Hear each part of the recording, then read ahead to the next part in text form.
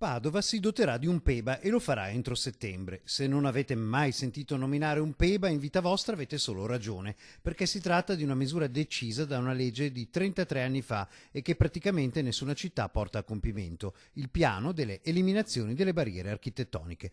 In poche parole, prima si studia come fare e poi lo si fa. Sembra una banalità, ma in una città tutti si muovono più o meno a vista quando si eliminano le barriere architettoniche. In questo caso il PEBA dovrebbe individuare quelle barriere che impediscono il libero accesso agli edifici pubblici, scale, parcheggi, marciapiedi, percorsi, corridoi e così via.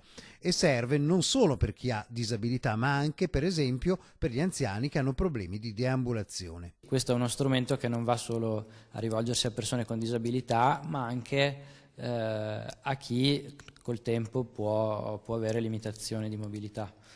È uno strumento per la città, e non solo per una categoria di persone.